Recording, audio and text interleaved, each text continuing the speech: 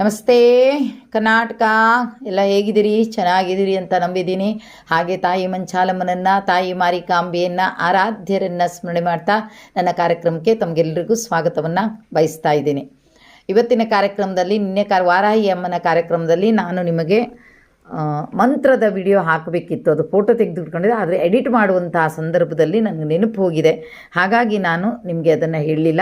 ಈಗ ಹಾಕ್ತಾ ಇದ್ದೀನಿ, ಜೊತೆಗೆ ನಾನು ಹೇಳ್ತಾ ಇದ್ದೀನಿ. ಒಮ್ಮೆ ನೀವು ಹೇಳ್ತಾ ಇದ್ದದನ್ನೂ ಸಹಿತ ಬರ್ಕೋಬಹುದು.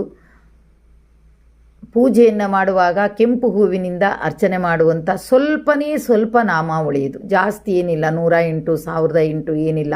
ನೀವು 108 ಸಹಿತ ಹೇಳ್ಬೋದು. ತಾಯಿಯ ಓಂ ಶ್ರೀ ವಾರಾಹಿ ದೇವಿಯೇ ನಮಃ ಅಂತ ಅದು ಸಹಿತ 108 ಸಲ ಹೇಳ್ಬೋದು. ಆದರೆ ಇದು ಸುಲಭವಾದಂಥ ಇಷ್ಟು ನಾಮಾವಳಿ, 12 ನಾಮಾವಳಿಗಳನ್ನು ನೀವು ಹೇಳಿದರೆ ಸಾಕು ಆ ತಾಯಿಗೆ. ಹಾಗಾಗಿ ನಾನು ಹೇಳ್ತಾ ಇದ್ದೀನಿ, ನೀವು ಅದನ್ನು ಬರೆದಿಟ್ಕೊಳ್ಳಿ. ಮತ್ತು ನಾನು ಬರೆದಿದ್ದು ಸಹಿತ ನಿಮ್ಗೆ ಹಾಕ್ತಾ ಇದ್ದೀನಿ. ಓಂ ಪಂಚಮ್ಯೇ ನಮಃ, ಅವಳು ಪ್ರಥಮವಾದಂಥ ಒಂದನೇ ಇದು. ಓಂ ದಂಡನಾಥಾಯೇ ನಮಃ, ಓಂ ಸಂಕೇತಾಯೇ ನಮಃ, ಓಂ ಸಮಯೇಶ್ವರಿಯೇ ನಮಃ, ಓಂ ವಾರಾಯೇ ನಮಃ, ಓಂ ಪೋತ್ರಿಣ್ಯೇ ನಮಃ, ಓಂ ಶಿವಾಯೇ ನಮಃ, ಓಂ ವಾರ್ತಾಳಿಯೇ ನಮಃ, ಓಂ ಮಹಾಸೇನಾಯೇ ನಮಃ, ಓಂ ಆಜ್ಞಾಚಕ್ರೇಶ್ವರಿಯೇ ನಮಃ, ಓಂ ಅರಿಗ್ನೇ ನಮಃ.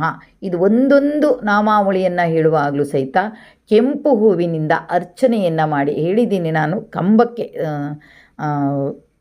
ಕಂಬ ಇರುವಂಥ ದೀಪ, ಆ ದೀಪಕ್ಕೆ ನೀವು ಶೃಂಗಾರವನ್ನು ಮಾಡ್ತೀರಿ. ಅವಳೇ ವಾರಾಹಿ ದೇವಿ ಅಂತ, ಆ ದೀಪಕ್ಕೆ ವಾರಾಹಿ ದೇವಿ ಅಂತ ಪ್ರಾರ್ಥನೆಯನ್ನು ಸಲ್ಲಿಸ್ತೀರಿ. ಅದಕ್ಕೆ ನೀವು ಒಂದೊಂದು ನಾಮಾವಳಿಗೂ ಒಂದೊಂದು ಕೆಂಪು ಹೂವಿನಿಂದ ಅರ್ಚನೆಯನ್ನು ಮಾಡ್ತಾ ಬನ್ನಿ.